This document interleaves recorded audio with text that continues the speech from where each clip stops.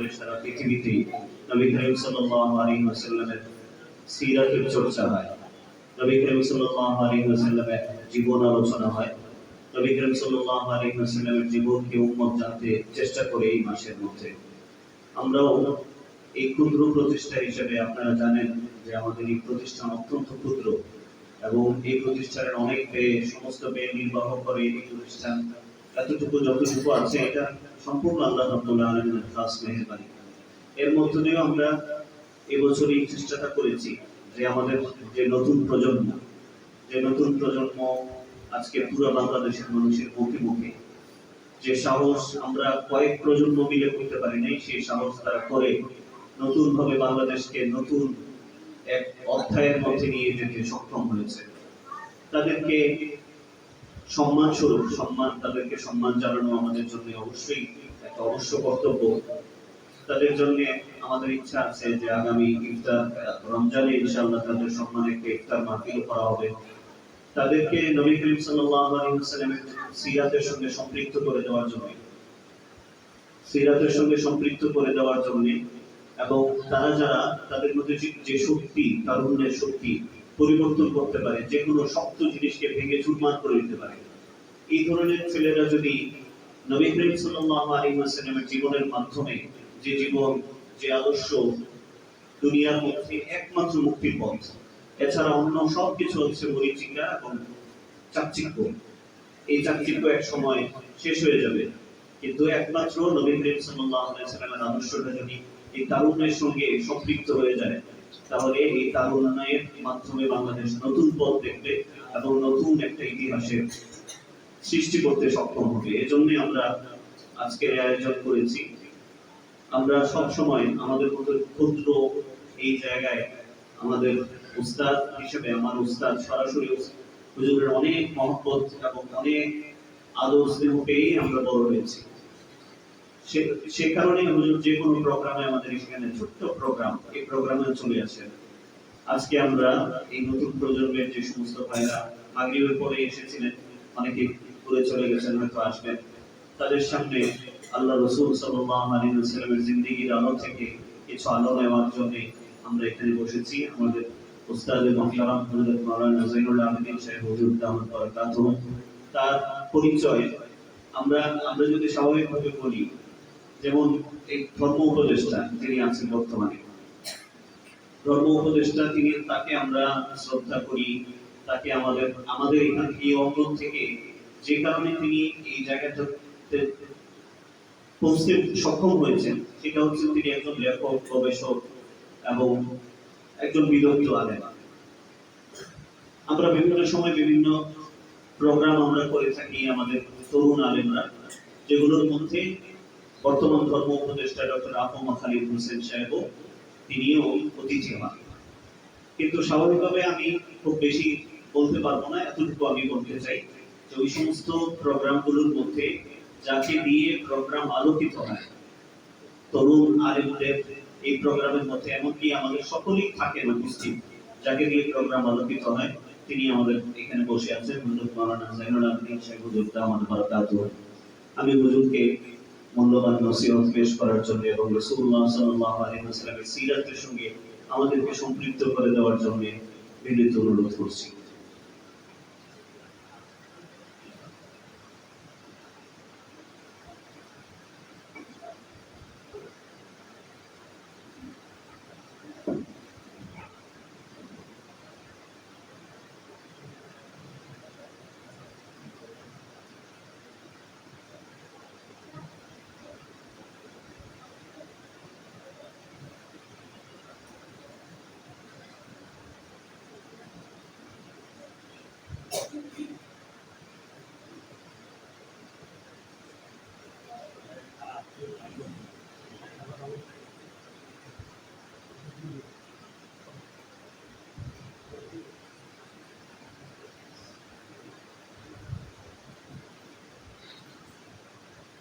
السلام عليكم ورحمة الله وبركاته.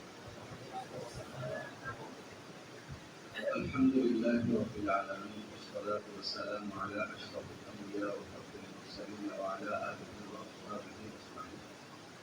أما بعد، فأعوذ بالله من الشيطان الرجيم بسم الله الرحمن الرحيم لقد كان لكم في رسول الله أسوة حسنة لمن كان يرجو الله واليوم الآخر وذكر الله كثيرا صدق الله العلي العظيم.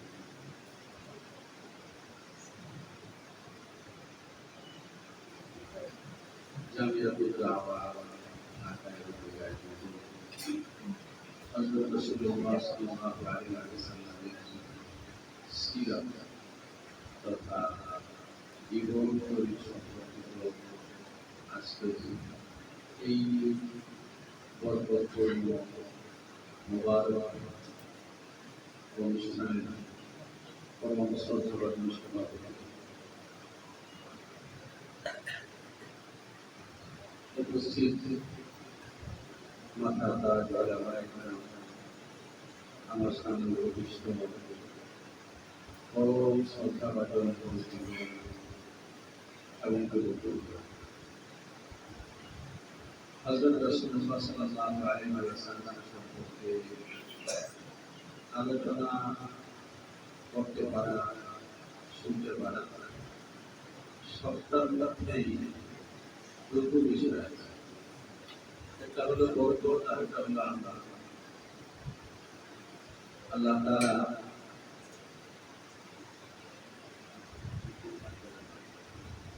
কথা বোঝা যায়।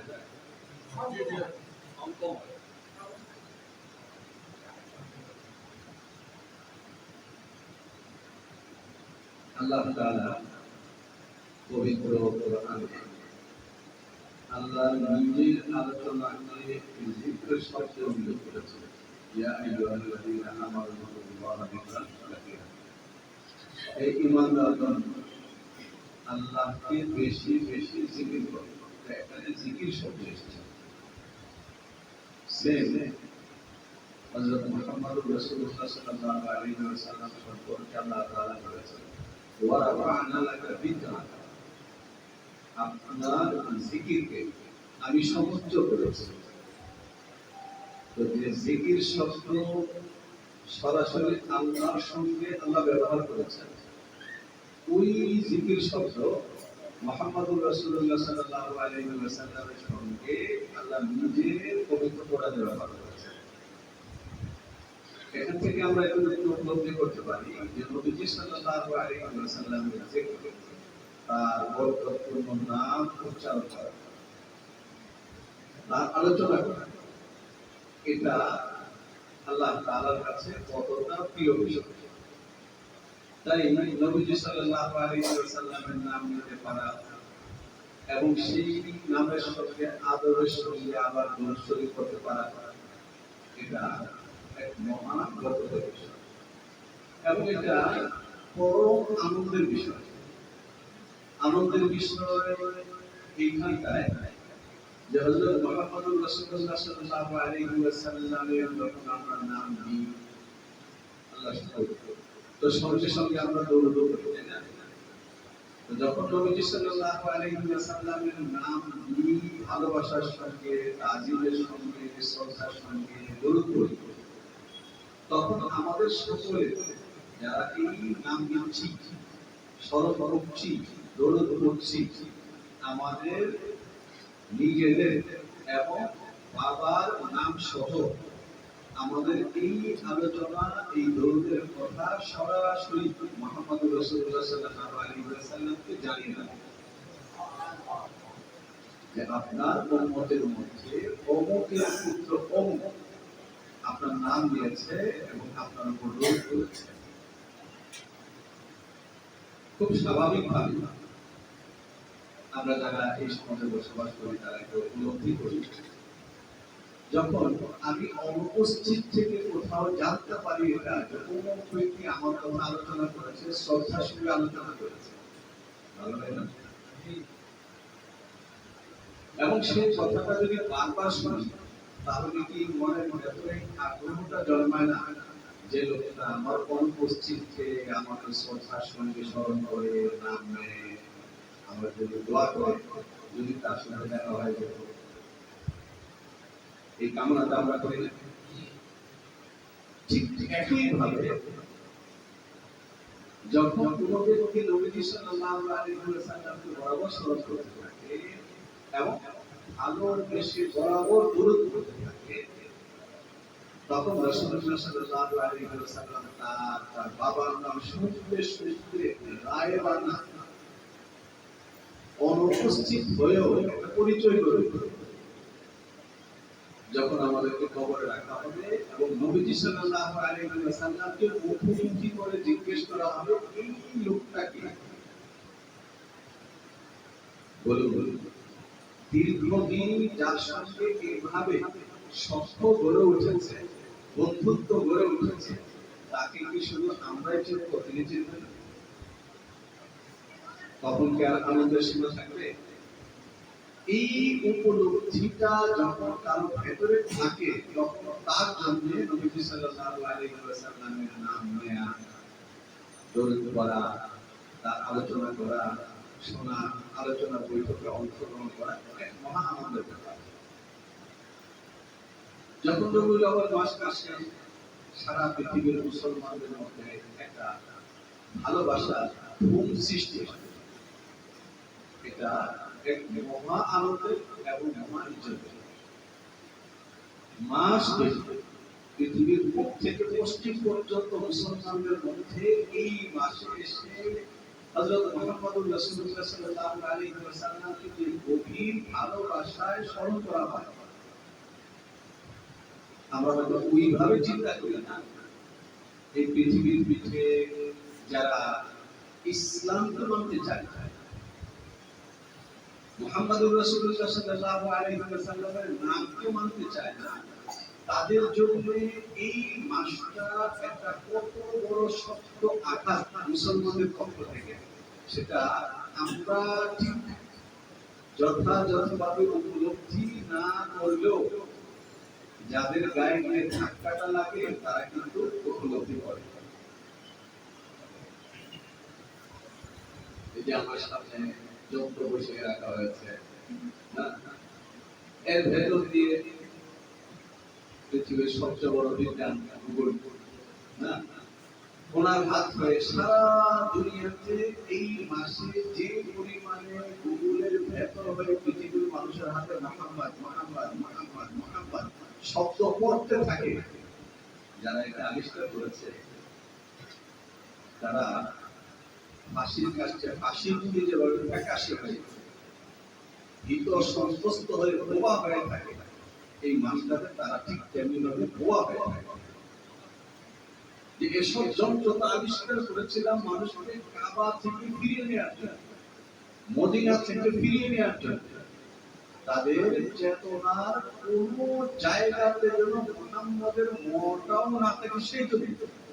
এখন তো আমাদের এই যন্ত্রের ভেতর দিয়ে সারা পৃথিবীর মুসলিম অমুসলিম নির্বিশেষে সবার হাতে হাতে প্রতি মুহূর্তে মুহাম্মদ মুহাম্মদ সাল্লাল্লাহু আলাইহি ওয়াসাল্লাম সাল্লাল্লাহু আলাইহি ওয়াসাল্লাম সাল্লাল্লাহু আলাইহি ওয়াসাল্লাম একের পর এক করছে। যারা এই যন্ত্র আবিষ্কার করেছে তাদের জন্য একটা ভয়ঙ্কর যন্ত্রণার জায়গা। আমি যারা নবী মুহাম্মদ রাসূলুল্লাহ সাল্লাল্লাহু আলাইহি ওয়াসাল্লামের কথা আলোচনা করে শুনতে পছন্দ করি।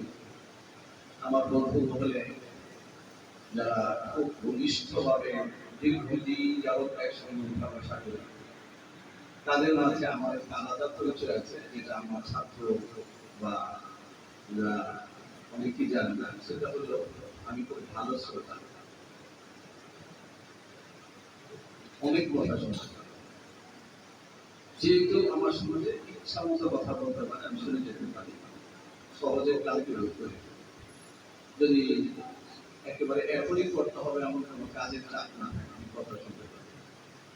আমার কাছে সবচেয়ে প্রিয় প্রসঙ্গ হলো এটা, যে কেউ নবীজি মুহাম্মদ রাসূলুল্লাহ সাল্লাল্লাহু আলাইহি ওয়াসাল্লামের সামনে একটা নাম ধরে শুনতো, কেউ তাকে বলে শুনতো, আমি খুব ভালোবাসি।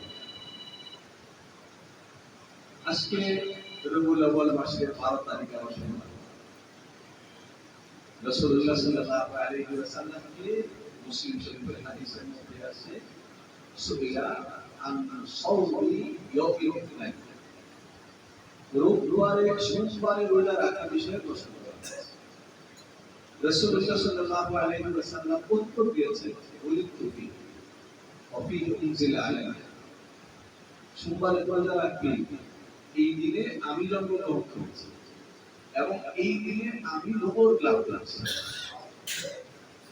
হাফেজ ইবনে হাজার সহ হাদিসের হাফেজগণ বলেছেন যে এই দিনেই এই সোমবারই রাসূলুল্লাহ সাল্লাল্লাহু আলাইহি ওয়াসাল্লাম ইসলামের যে দ্বিতীয় স্টেজ হিজরতের ভেতর দিয়ে শুরু হয়েছে, হিজরত করেছেন এই সোমবার। আবার মদিনা শরীফের পা রেখেছেন এই সোমবার, দুনিয়া থেকে বিদায় গ্রহণ করেছেন এই সোমবার। রাসূলুল্লাহ সাল্লাল্লাহু আলাইহি ওয়াসাল্লাম রোজা রাখতেন এই সোমবার। সেকাল থেকে একাল পর্যন্ত মুসলমানদের সাপ্তাহিক যে দুটো রোজা তার মধ্যে একটা রোজা সোমবার। এই বছর এটা 12 রমজানের সঙ্গে মিলে গেছে, ভালো বরকতের বিষয়। হযরত রাসূলুল্লাহ সাল্লাল্লাহু আলাইহি ওয়াসাল্লাম, আমি ইচ্ছা করি যে একটা নির্দিষ্ট বিষয় নিজের জীবনে বলে শেষ করব। বরং নবীজি সাল্লাল্লাহু আলাইহি ওয়াসাল্লাম সম্পর্কে আলোচনা এমন ভাবে হয় তো শেষ হয় না। তার জীবনের প্রতিটি বর্ণ অদ্ভুত, প্রতিটি পাতা সুন্দর। কাজেই আমি আজকের জন্য এটা ঠিক করিনি, আজকের জন্য না, বরং এই বছরের রবিউল আউয়ালের জন্য আমি নিজের থেকে নিজের জন্য এটা ঠিক করে নিয়েছি যে রাসূলুল্লাহ সাল্লাল্লাহু আলাইহি ওয়াসাল্লামের জীবনটা বলবো, যেখানে কথা বলছি। এজন্য আপনাদেরকে রাসূলুল্লাহ সাল্লাল্লাহু আলাইহি ওয়াসাল্লামের জীবনটা সম্পর্কে কিছু কথা বলবো। সেই কথাগুলো বলবেও এমন না যে আপনারা জানেন।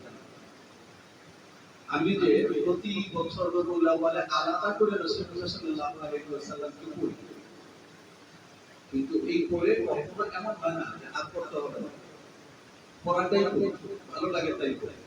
এই জন্য আমি যে কথাগুলো বলবো সম্পূর্ণ কথাই হয়তো আপনাদের জানা আছে, জানা কথাই বলবো ভালোবাসার জন্য।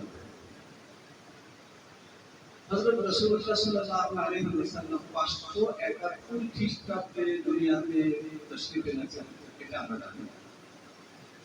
আমাদের মাদ্রাসাগুলোর পাঠ্যপুস্তক এবং হাদিসের কিতাবের মধ্যে ইকো আছে।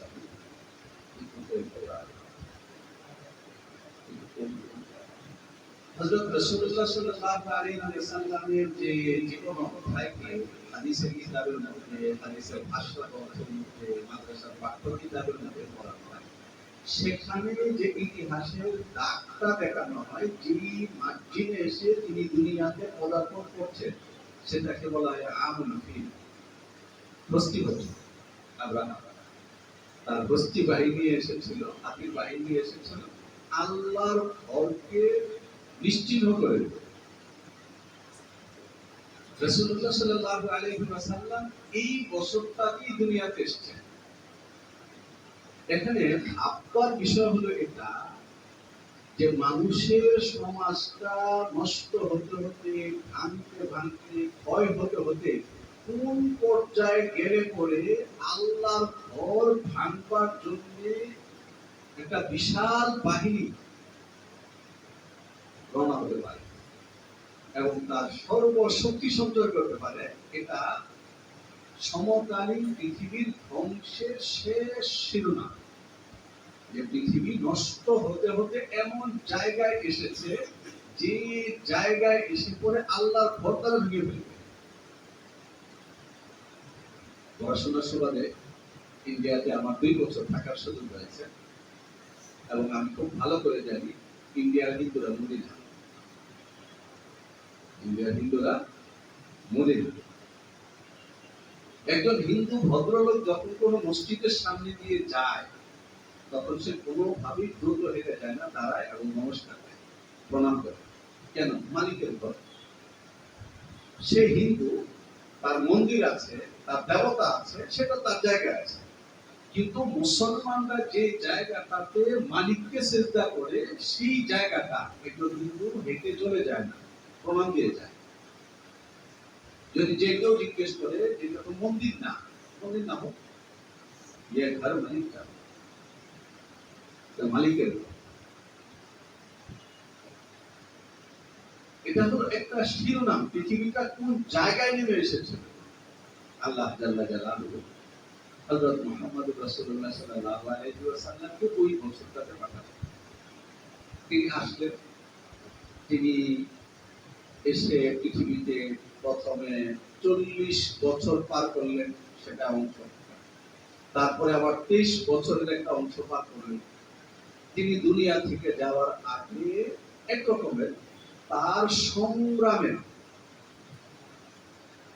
আজকালকার ভাষায় বুঝবার জন্য যদি শব্দ ব্যবহার করি তাহলে তো শোনাবো, কিন্তু সেটা ছিল হযরত রাসূলুল্লাহ সাল্লাল্লাহু আলাইহি ওয়াসাল্লামের একটা সম্মিলিত ইবাদত, হজ।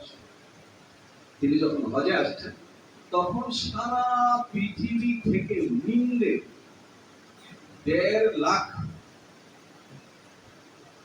আল্লাহ ভক্ত, যদি কষ্ট না হয় তাহলে আমরা একটু সামনে আসলে, যারা মুরব্বী না আপনারা একটু দিকে চলে আসেন, নিজের দিকে বাতাস লাগলে আসেন আসেন আসেন আসেন। হ্যাঁ, দুই দিক থেকে মুরব্বীরা কয়েকজনে দুই পাশে আসেন।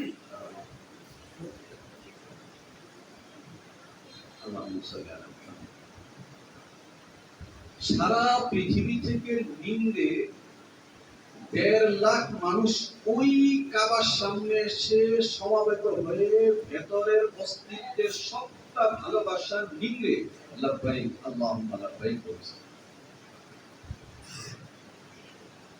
এর অর্থ হলো কাবাকে ভেঙে দেওয়ার 70 বছরটাতে আল্লাহ তাআলা এমন একজন পয়গম্বর পাঠিয়েছেন যিনি এসে যে বিপ্লবটা করেছেন, সেই বিপ্লবটার শেষটা ছিল এটা যে পৃথিবীর মানুষের আত্মায় আত্মায়, রক্তের প্রতিটি কণিকায়, তার অস্তিত্বের প্রতিটি ইঞ্চিতে মুহাম্মদুর রাসূলুল্লাহ সাল্লাল্লাহু আলাইহি ওয়াসাল্লাম ওই কাবাকে এমন ভাবে প্রতিষ্ঠিত করেছেন যে আজও পর্যন্ত সারা পৃথিবীর 200 কোটি মুসলমানের প্রাণের সর্বোচ্চ আকুতি হলো ওই কাবার সামনে গিয়ে কাবার মাটিতে সিজদা করা। পৃথিবীর মানুষ যেন মুহাম্মদুর রাসূলুল্লাহ সাল্লাল্লাহু আলাইহি ওয়াসাল্লামকে বুঝতে পারে, তার জন্য এটা একটা মুনাজাত। হযরত রাসূলুল্লাহ সাল্লাল্লাহু আলাইহি ওয়াসাল্লাম রবিউল আউয়াল মাসে ওই তারিখে পৃথিবীতে এসেছেন। এখানে ইতিহাস স্পষ্ট কোনো কথা বলে না। হাদিসের যারা হাফেজ তারা এখানে বিখ্যাত 4টা মত বর্ণনা করে। রবিউল আউয়াল মাসের 2 তারিখে, 8 তারিখে, 10 তারিখে, 12 তারিখে। যদিও পরবর্তীকালের যারা হাদিসের গবেষক তারা আধুনিক ক্যালেন্ডার বিজ্ঞানের সঙ্গে তুলনামূলক বিশ্লেষণ করে যে যেহেতু সোমবারের জন্ম, এটা মুসলিম শরীফের হাদিসের দ্বারা প্রমাণিত, এটা ঠিক রাখতে গেলে মানতে হয় 9 তারিখ, কিন্তু সোমবার ঠিক। এটা হয়তো এই কারণে আল্লাহ তাআলা করেছেন, আমরা জানি না এটা কেন আল্লাহ তাআলা করেছেন। হয়তো এই কারণে করেছেন যে আমরা যেন একদিনে অপশন না হয়ে যাই। কারো মন বলতে পারে যে আল্লাহ রাসূল 2 তারিখে এসেছেন, 2 তারিখটাতে রাসূলুল্লাহ সাল্লাল্লাহু আলাইহি ওয়াসাল্লামকে বেশি করে স্মরণ করব। আবার অনেকের মনে হবে কেন 8 তারিখের কথা আছে না, আবার অনেকের মনে হবে কেন 9 তারিখের কথা আছে না, আবার অনেকেই ভাবে আচ্ছা ঠিক আছে সপ্তাহে যখন ছুটে গেল 12 পরে আর নাই। রাসূলুল্লাহ সাল্লাল্লাহু আলাইহি ওয়াসাল্লামের স্মরণটা যেন প্রসারিত হয় এবং সেই সঙ্গে ভেতর দিয়ে একটা মেসেজ যেন এটা মানুষ উপলব্ধি করে যে নির্দিষ্ট একটা দিনেই তাকে স্মরণ করতে হবে। এটাই যদি আল্লাহ তাআলার ইচ্ছে হতো তাহলে ওই দিনটা সুনিশ্চিতভাবে প্রমাণিত থাকতো হাদিসে। সেটা আল্লাহর ইচ্ছা। আল্লাহর ইচ্ছে কি? আল্লাহর ইচ্ছেটা কিন্তু আমরা বুঝি। আমাদেরকে দিনে 5 ওয়াক্ত নামাজ পড়ার জন্য অর্ডার করা হয়েছে এবং অর্ডার করা হয়েছে এটা যে 5 ওয়াক্ত নামাজ পড়তে হবে নির্দিষ্ট 5টা সময়ের মধ্যে। ইন্না সালাতা কানাত আলাল মুমিনিনা কিতাবাম মাওকুতা, সময় সংশ্লিষ্ট করে নামাজ ফরজ করা হয়েছে। বলুন নামাজের যে সময় হয় আমরা সেটা কিভাবে জানি? আযান শুনি, মুহাম্মদ সাল্লাল্লাহু আলাইহি ওয়াসাল্লামের নাম ছাড়া আযান হয়? আমরা আজান শুনে মসজিদে যাই, নামাজ পড়ি, 12 রাকাত সুন্নতে মুআক্কাদা পড়ি। সুন্নত হোক, নফল হোক, ওয়াজিব হোক, ফরজ হোক, পুরো নামাজটি কমপ্লিট হয় মুহাম্মদুর রাসূলুল্লাহ সাল্লাল্লাহু আলাইহি ওয়াসাল্লামের দরুদ ছাড়া। আল্লাহ তাআলা প্রতিদিন 5 বার আমাদেরকে কোর্স করাচ্ছেন, ট্রেনিং করাচ্ছেন। যে মুহাম্মদ সাল্লাল্লাহু আলাইহি ওয়াসাল্লাম কিন্তু বছরে একটা মাত্র দিনে ঘটা করে আয়োজন করে বিদায় যাওয়ার মতো সত্তা না, বরং তিনি এমন এক মহান অস্তিত্ব আল্লাহ তাআলার কাছে, যেই অস্তিত্বকে তোমরা এমন ভাবে ধারণ করতে হবে যে প্রতিদিন 5 বার আয়োজন করে তাকে স্মরণ করতে হবে। রাসূলুল্লাহ সাল্লাল্লাহু আলাইহি ওয়াসাল্লাম দুনিয়াতে এসেছেন, তার আম্মা জান হযরত আমিনা, তিনি রাসূলুল্লাহ সাল্লাল্লাহু আলাইহি ওয়াসাল্লামের প্রসবকালীন সময়ের বর্ণনা দিয়েছেন। ওই বর্ণনাকে হাদিসের বিখ্যাত ইমাম হাফিজ সাহাবী আসিরাতুন নববিয়ার মধ্যে উল্লেখ করেছেন। হাফিজ সুয়ুতী, শাফিঈ মাযহাবের হাদিসের বড় হাফিজ, জালালউদ্দিন সুয়ুতী, যার জালালাইন শরীফ বিখ্যাত কিতাব তাফসীরের জন্য। ইমাম ইবনে কাসির রাহিমাহুল্লাহু তাআলা আল বিদায়া ওয়া নিহায়ার মধ্যে লিখেছেন। এবং সবশেষে গত শতাব্দীর পৃথিবীর অন্যতম সেরা হাদিসের শিক্ষক শেখ আব্দুল ফাত্তাহ আবু মুতা, তার বিখ্যাত কিতাব আবাসাত মিন নূরিন নবুওয়া, সেখানে উল্লেখ করেছেন, মা আমেনা বলেছেন, যখন মুহাম্মদকে আমি প্রসব করি, ফামা ওয়াজাদতু মাশাক্কাতান, যখন তাকে আমি প্রসব করি তখন আমি কোনো রকমের কষ্ট নিজের মধ্যে পাইনি। এরপর বলেছেন, ফালাম্মা ফুসিলা মিন্নি আযা লাহু নূর, ফালাম্মা ফুসিলা মিন্নি খারাজা মাআহু নূর আযা লাহু মা বাইনাল মাশরিকি ইলাল মাগরিব। যখন মুহাম্মদ আমার শরীর থেকে আলাদা হন, অর্থাৎ প্রসবিত, তখন তার সঙ্গে একটা নূর, একটা আলো বেরিয়ে আসে।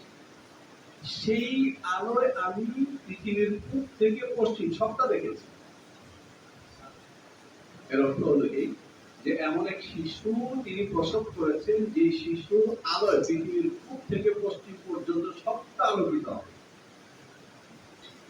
পৃথিবীর সবটা কিভাবে আলোকিত হয়? পৃথিবীর সবটা আলোকিত হয় হলো যেভাবে, আমরা যদি না জানি না কেমনে সকাল, হ্যাঁ, আমাদের জাতীয় কবি কাজী নজরুল বলেছেন না, আমরা যদি না জানি না কেমনে সকাল, ভোর হয় যখন মানুষ জাগে। পৃথিবীর পূব থেকে পশ্চিম পর্যন্ত মুসলিমরাই এমন একটা জাতি যারা নামাজ পড়ে ঘুমায় এবং ঘুম থেকে ওঠার পরে দিবসের সূচনাটা করে হলো আযান দিয়ে মানুষকে জাগানোর মাধ্যমে, অর্থাৎ দিনকে আলোকিত করে মুসলমানরা এই আযানের ভেতর দিয়ে। এই আলোকিত করা, আলোকিত হওয়ার লম্বা ব্যাখ্যা আছে, সেদিকে আমি যাব না। শুধু এতটুকু কথা যে এই যে আলোকিত হওয়াটা, আলোকিত করাটা যদি আমরা দুনিয়ার জায়গা থেকে বলি, তাহলে আজকের দিনে সারা পৃথিবীতে যারা খুব আলোচিত মুসলিম না অমুসলিম, তাদের লাইফ স্টাইলের যদি খোঁজ খবর নেওয়া হয়, তারা সবাই বলে এই কথা, আমি ভোরে ঘুম থেকে উঠি। আর যে পরিবারের লোকেরা ভোরে ঘুম থেকে উঠে না, ওই পরিবার কখনো সুন্দর, সচ্ছল, ঝরঝরা, সুস্থ হয়? আর মুহাম্মদুর রাসূলুল্লাহ সাল্লাল্লাহু আলাইহি ওয়াসাল্লাম বলেছেন যে এই আযান শুনে মসজিদে এসে যারা নামাজি হবে, হাশরের ময়দানে পৃথিবীর শুরু থেকে শেষ দিন পর্যন্ত সব মানুষ যখন একত্রিত হবে, তখন সেখানে আমার উম্মতকে আমি খুঁজে বের করব। তাদের নামাজের যে সিজদা করার 7টা জায়গা, সেই 7টা জায়গা থেকে ঠিক নূর বের হবে, আলো বের হবে, সেই আলো দেখবে। সেই আলো এখন বিতরণ চলছে না, আরো কোথায় বিতরণ হয় মসজিদে। কিয়ামত পর্যন্ত মুহাম্মদুর রাসূলুল্লাহ সাল্লাল্লাহু আলাইহি ওয়াসাল্লামের হয়ে উম্মতের একটা নির্বাচিত টিম পৃথিবীব্যাপী এই আলো তৈরি করে বেড়াবে এবং এই উম্মতের কোটি কোটি মানুষ হাসরের ময়দানে তাদের কপালে, তাদের হাতে, তাদের হাঁটুতে, তাদের পায়ে এই ঠিকরে পড়া আলো দিয়ে দাঁড়াবে। মুহাম্মদ সাল্লাল্লাহু আলাইহি ওয়াসাল্লাম জন্মের সময়ে তার সঙ্গে করে আলো আসা, এটা ইঙ্গিত ছিল এই কথা যে আমি একজন আলোর নবী পাঠাবো। হযরত রাসূলুল্লাহ সাল্লাল্লাহু আলাইহি ওয়াসাল্লামকে মা হালিমা সাদিয়া রাদিয়াল্লাহু তাআলা দুধ পান করার জন্য নেবেন, এই ঘটনা আমরা সবাই জানি। তো তিনি মক্কায় এসেছিলেন ভাগ্য ফেরাবার জন্য, যে একজন গরিব মানুষের একটা শিশু যদি কোনোভাবে আমি তুলে নিতে পারি তাহলে এই শিশুকে দুধ খাওয়ানো, লালন পালন বাবদ খরচ তো পাবো, আর যখন শিশুটাকে ফেরত দেবো মোটা অঙ্কের পুরস্কার পাবো। কিন্তু মুহাম্মদ সাল্লাল্লাহু আলাইহি ওয়াসাল্লামকে দেখে তার ভালো লাগার পরও নিজে চাননি, পুরস্কার পাবেন না, এই পরিবার ভালো খরচ দিতে পারবে না। যখন হালিমা সাদিয়াকে মক্কার কোনো মা সন্তান দিতে রাজি হয়নি এই কারণে যে এই মহিলার মুখে দুধ নাই। আর হালিমা বলছেন যে আমি যে উট নিয়ে কোনো সাদ থেকে এসেছি সেই উটের মুখেও দুধ নাই, যে গাধার পিঠে সওয়ার হয়ে এসেছি সেই গাধার হাঁটুতে শক্তি নাই, এবং আমার সন্তান দুধের সন্তান সে আমার বুক থেকে দুধ পায় না বলে তার কান্নায় যাদের সঙ্গে এসেছি তারা কোনো মঞ্জিলেই রাতের বেলা ঘুমোতে পারে না। হালিমা সাদিয়ার স্বামী হারিস বললেন খালি যাবো? হালিমা বললেন আমার তো খালি যেতে ইচ্ছে করছে না, সখীরা সবাই বলবে যে গেছিলা তো পাইলা না কিছু, ওটা দিল। হালিমা সাদিয়াই বলল যে ওই যে তিন বাচ্চাটা ওখানে আমার মন পড়ে আছে, হোক না এই বাচ্চাটাকে নিয়ে নিই। হারিস বললেন যে ঠিক আছে, তোমার যদি ইচ্ছা হয় নিয়ে নাও, নিলে। এরপরে অংশ আমরা জানি না, যেই কোলে তুলে নিলেন যখন তিনি তার তাঁবুতে গেলেন তার বুক দুধে ভরে গেছে। এর মধ্যে তিনি কিছু খেয়েছেন, ওষুধ পাতি নিয়েছেন, এমন কোনো ঘটনা তো ঘটেনি। রাসূলুল্লাহ সাল্লাল্লাহু আলাইহি ওয়াসাল্লামকে দুধ পান করিয়েছেন এবং তার নিজের শিশুকে দুধ পান করিয়েছেন, দুইজন আরামে ঘুমিয়ে পড়েছেন। তাঁবুর ভেতর থেকে বেরিয়ে হারেন দেখেন যে মরা কোটটার স্টোন খুলে আছে। ডাক্তার হালিমা আসলেন হালিমা, দেখো অবাক, দুধ দহন করা হলো, স্বামী স্ত্রী ইচ্ছে মতো খেয়ে তারপর পুরো সফরের মধ্যেই প্রথম আমরা পেট ভরে খেয়ে তারপর সাদা ধুলাম। তারপর যখন রওনা দিয়েছেন তখন সখীরা বলছে যে হালিমা তোমার এই গাধাটা কোনটা, আসার সময় দেখে চলে এসেছে, এখন তো তুমি আমাদেরকে রেখে চলে যাচ্ছ।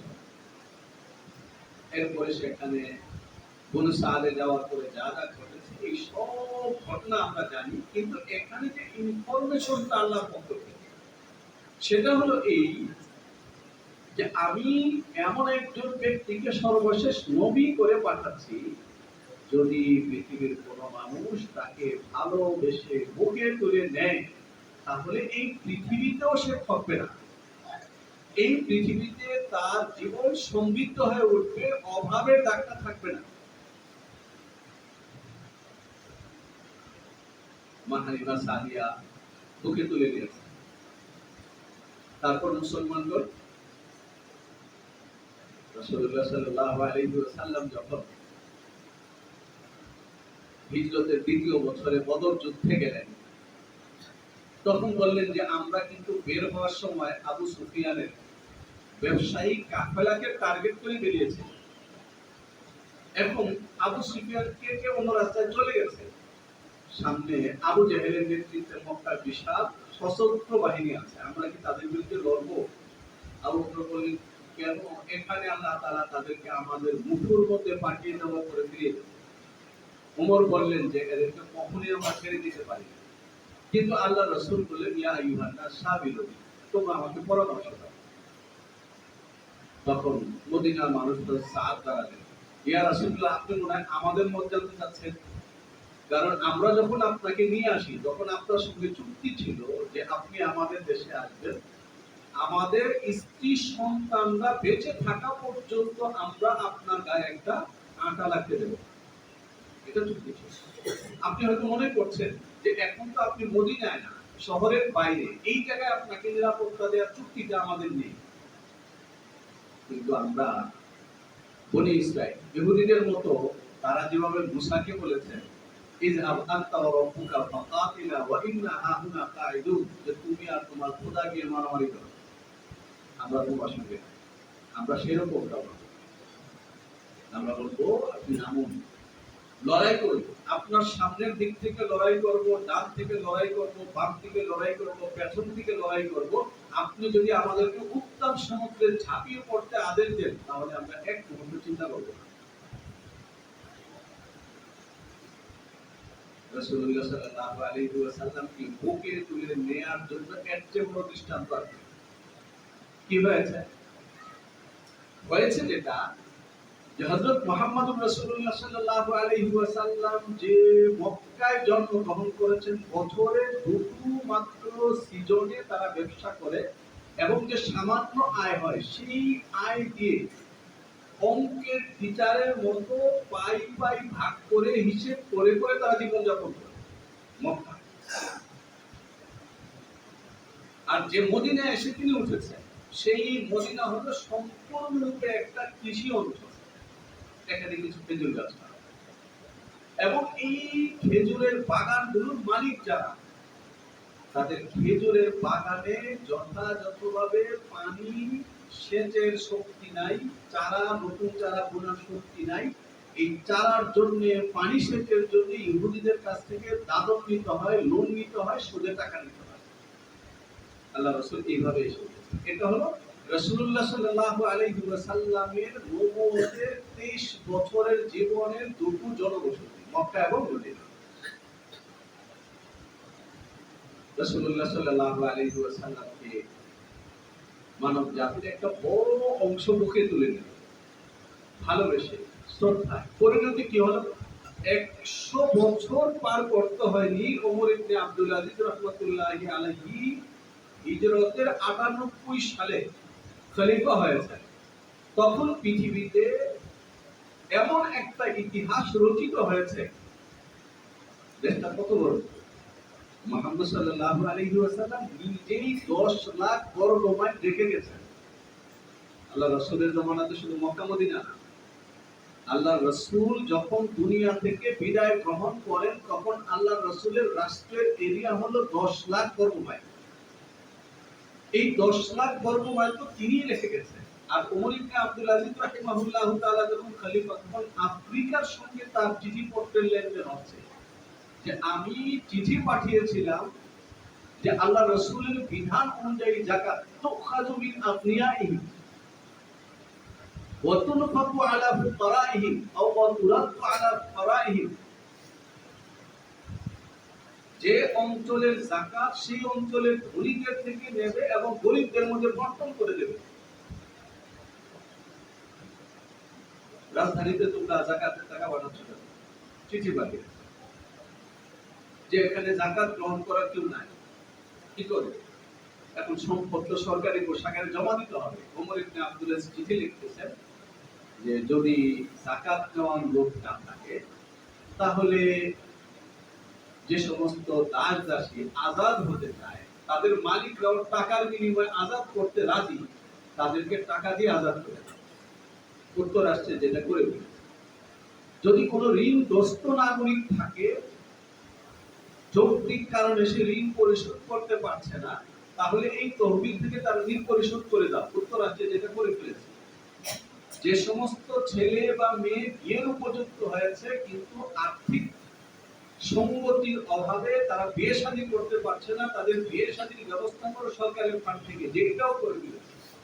যে সমস্ত বয়স্ক নাগরিক একা চলতে পারে না, তাদের সাহায্য করার জন্য লোক দরকার, রাস বাজার থেকে কিনে কিনে তাদের সেবা নিযুক্ত করে, যে এটাও করে ফেলেছি, এখনো টাকা রয়েছে। মুহাম্মদ সাল্লাল্লাহু আলাইহি ওয়াসাল্লামকে যখন কোন মানব গোষ্ঠী, কোন সমাজ তাদের নিজেদের মধ্যে ধারণ করে, তাহলে তারা দুনিয়ার জীবনে কি ফলটা পাবে, এর ইঙ্গিতটা ছিল হালিমা সাদিয়া রাদিয়াল্লাহু তাআলা আনহার বুকের মধ্যে, এর ইঙ্গিতটা ছিল তার ওটের মধ্যে, এর ইঙ্গিতটা ছিল যখন তিনি বনু সাদে গেছেন, তখন হালিমা সাদিয়ার যে মেষের পাল, সেই মেষের পালের মধ্যে যে সামান্য শুকনা ঘাস খায় পেট ভরে যায়, স্তন দুধে ভরে যায়, এটা ছিল ইঙ্গিত। আর পৃথিবী তার চূড়ান্ত ফলাফল দেখেছে হযরত ওমর ইবনে আব্দুল আজিজ রাহমাতুল্লাহি আলাইহির কালে। 100 বছরের ব্যবধানে পৃথিবী দারিদ্র্যমুক্ত পৃথিবী। আজ পর্যন্ত পৃথিবীর ইতিহাসে কোন জাতি, কোন গোষ্ঠী দাবি করতে পারেনি এই বিশাল অঞ্চল জুড়ে আমাদের রাজত্ব আছে, যেখানে অভাব বলতে কোনো কিছু নাই, যাকাত নেওয়ার মতো কোনো লোক নাই। আজ পর্যন্ত দাবি করতে পারেনি। একমাত্র মুহাম্মদুর রাসূলুল্লাহ সাল্লাল্লাহু আলাইহি ওয়াসাল্লামের যে উম্মত এবং তার হাতে তৈরি যে গোষ্ঠী, তারাই পৃথিবীতে এটা দেখিয়েছে। মুহাম্মদ সাল্লাল্লাহু আলাইহি ওয়াসাল্লাম পৃথিবীর জন্য অনন্তকাল পর্যন্ত প্রাসঙ্গিক। কারণটা কি? পৃথিবীর সবগুলো শক্তি একত্রিত হয়ে বোঝাচ্ছে এটা যে মুহাম্মদ তেরো, ইসলাম টেররিজম। কিন্তু এই সব কিছু পরেও কেন পৃথিবীতে এই সময় এসে খ্রিস্টানদের মধ্যে মুসলমান হওয়ার স্কোপ ঠেকানো যাচ্ছে না? মুদিদের দেশে হিন্দুদের মধ্যে ইসলাম কবুল করার স্কোপ ঠেকানো যাচ্ছে না। এবং ইসলাম করছে বিজ্ঞানরা। এক ডক্টর হামিদুল্লাহ প্যারিসে বসে সে 52 বছর বা 50 বছর কাজ করেছেন প্রফেসর হিসাবে এবং লেকচার দিয়েছেন বিভিন্ন অনুষ্ঠানে। তার হাতেই 52 বা 53 হাজার প্যারিসে বসবাস করি ইউনিভার্সিটির ছাত্র ছাত্রী ইসলাম কবুল করে। কারণটা হলো এই, যতই মুহাম্মদ সাল্লাল্লাহু আলাইহি ওয়াসাল্লামের উপর আঘাত করা হয়, তো এটা এমন শক্ত পাথর যে আলো জ্বলে এবং পথ দেখায়, এই দাগ মোছা যায়। রাসূলুল্লাহ সাল্লাল্লাহু আলাইহি ওয়াসাল্লামের জীবনের একটা বড় অংশ এটা। হযরত রাসূলুল্লাহ সাল্লাল্লাহু আলাইহি ওয়াসাল্লামের জীবনের খুব ভালোভাবে বুঝবার এবং উপলব্ধি করার জায়গাগুলো এক অলৌকিক ভাবে এমন এমন জায়গায় এসে তৈরি হয়েছে, যেটা পৃথিবীর অন্য 10টা জায়গার মধ্যে পাওয়া যায় না। নবীজি সাল্লাল্লাহু আলাইহি ওয়াসাল্লাম হালিমা সাদিয়ার এখানে 4 বছরের মতো ছিলেন, কিন্তু সেই 4 বছরে তার জীবনের খুব লক্ষ্য করার মতো একটা ঘটনা হলো এটা, যে রাসূলুল্লাহ সাল্লাল্লাহু আলাইহি ওয়াসাল্লামের শরীরের যে বাড়ন্ত দশা ছিল, হালিমা সাদিয়া বলেছেন, আর 10 জন শিশু 1 মাসে যতদূর বড় হয়, মুহাম্মদ 1 দিনে উত্তর বড়। অর্থাৎ তিনি শারীরিকভাবে এমন সুস্থতা নিয়ে এসেছিলেন যে সুস্থতা পৃথিবীতে খুব কম শিশুর কপালে জোটে। সুস্থ, তার কারণ হলো কিয়ামত পর্যন্ত আল্লাহ তাআলা তাকে নেতা হিসাবে, আইডল হিসাবে নির্বাচন করবেন, তার জীবনের কোনো জায়গায় খুব থাকতে পারে না। 4 বছর বয়সের একটা বাচ্চা কতটুকু হতে পারে? দেখতে 7-8 বছরের। হালিমা সাদিয়া বলছেন যে আমার ছেলেরা মেয়েরা যখনই মেষ চড়াতে যেত, যারা কোন সাদে গিয়েছেন, এখানে অনেকেই থাকে, হয়তো গিয়েছেন, মা হালিমা সাদিয়ার বাড়ি দেখেছেন, পাহাড়, তার উপরে বাড়ি, তার নিচে যে ঢাল এবং ঢালের পরে যে সমতল জায়গা। তো এই বিশাল ঢাল থেকে সমতল জায়গায় রাসূলুল্লাহ সাল্লাল্লাহু আলাইহি ওয়াসাল্লাম দুই ভাই বোনদের সঙ্গে চলে যেতেন, অথচ হালিমা সাদিয়া নিজে, তার স্বামী হারেস এবং তার দুই বোন, রাসূলুল্লাহ সাল্লাল্লাহু আলাইহি ওয়াসাল্লামের দুই বোন শাইমা, এটা কেমনে কেমনে যেন বিকৃত হয়ে পরে মুসলমানদের মধ্যে সীমা হয়ে গেছে। পরে অনেকে মনে করে এটা হিন্দু না, আসল উচ্চারণ হলো শাইমা, আল্লাহ রাসূলের দুধ। রাসূলুল্লাহ সাল্লাল্লাহু আলাইহি ওয়াসাল্লামকে যে ভালোবাসা এবং আদর দিয়ে তারা পালতেন, সেটা সাধারণ সমাজে ওই সময় কল্পনা করা হতো না। কেন? এই কারণেও যে তার গুণাবলীর জায়গায় গুণাবলী, এই কারণেও যে মুহাম্মদ সাল্লাল্লাহু আলাইহি ওয়াসাল্লাম এই পরিবারে ঢুকবার পরে এই পরিবার থেকে অভাব চলে গেছে, তাকে বরকত মনে করা। এতটা আদরে থাকবার পরেও তিনি দুই ভাই দুই বোনদের সঙ্গে মাঠে নেমে যেতেন বিষ ধরাবার জন্য। সেখান থেকে এসছেন 4 বছর বয়সে, মায়ের কাছে 2 বছর থেকেছেন, মা চলে গেছেন, তারপরে দাদার কাছে এসছেন। রাসূলুল্লাহ সাল্লাল্লাহু আলাইহি ওয়াসাল্লামের বয়স 6 পার করেছে, তখন দাদার কাছে এসছেন। ওই জায়গায় এসে ঐতিহাসিকরা ঘটনা লিখছেন যে একজন বিদেশি ব্যক্তি সে বাইতুল্লাহ তওয়াফ করতে এসে একজন গুরুকে দেখেন যে বাইতুল্লাহ তার দিকে তওয়াফ করছে এবং কাঁদছে। কান্নাটা একটু হাউমাউ ধরনের কান্না, একজন গুরু মানুষ যার চেহারা থেকে বোঝা যায় যে আভিজাত্য আছে, সাধারণ মানুষ না। কারণ আব্দুল মুত্তালিব মক্কার সকলের নেতা, এবং যে কৈরস হয়ে মুহাম্মদুর রাসূলুল্লাহ সাল্লাল্লাহু আলাইহি ওয়াসাল্লাম দুনিয়াতে এসেছেন, তার চেহারায় দেখে আভিজাত্য, রাজকীয় আভিজাত্য থাকবে, এটা কল্পনা করা যায়। জিজ্ঞেস করলো এই গুরু কি হয়েছে, যে গুরু নাতি হারিয়ে ফেলেছে। হযরত রাসূলুল্লাহ সাল্লাল্লাহু আলাইহি ওয়াসাল্লাম তার নাতি কিভাবে হারালেন, যে এই গুরুর ওট হারিয়ে গেছে।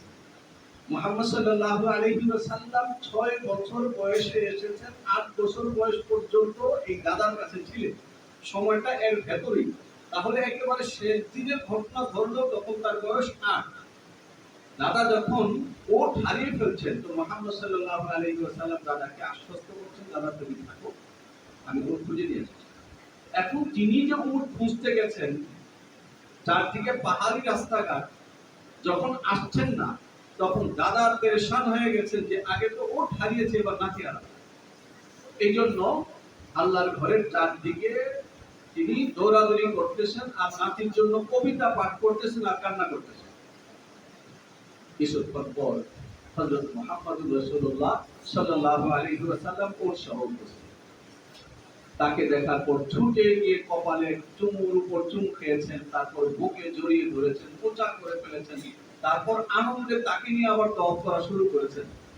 ওই বিদেশি জিজ্ঞেস করলেন এটাই নাতি? হ্যাঁ, এটাই।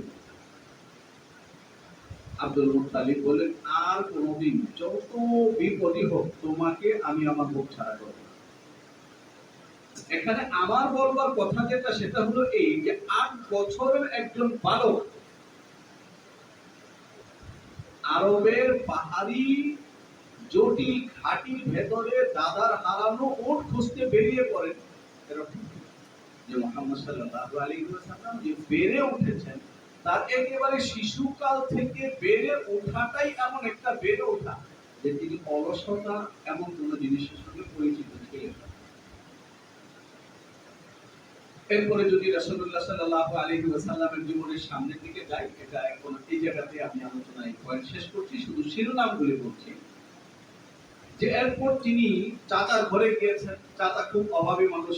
যখন আল্লাহ রাসূল আরেকটু শক্ত হয়েছেন, তখন পারিশ্রমিকের বিনিময়ে আরেকজনের বেশ চড়াবার দায়িত্ব নিয়েছেন, কিছু টাকা এনে চাচার হাতে দিয়েছেন, চাচার জন্য সহযোগিতা। ডক্টর হামিদুল্লাহ লিখেছেন 12 বছর বয়সে চাচার সঙ্গে যে সিরিয়া যাচ্ছেন বাণিজ্যে, সেই সিরিয়ায় যাওয়াটা এমন না যে দেশ দেখবার জন্য, বরং তখন মুহাম্মদ বুঝেন, জীবন বুঝেন, সংসার বুঝেন, চাচার অভাব বুঝেন, এবং এটাও বুঝেন যে একজন মানুষের পার্থিব জীবন সুন্দর সুশৃঙ্খল ভাবে পরিচালিত হতে হলে এখানে অভাব থাকতে হয় না। কাজেই তার ভেতরে কৌতূহল তৈরি হয়েছে, মানুষ সিরিয়া যায় কেন, সেখানে মন্ত্রটা কি, কি মন্ত্র অর্জনের জন্য তারা সিরিয়া যায়, আমি সিরিয়া যাব। চাচা নিয়ে গেছেন, তিনি এসেছেন।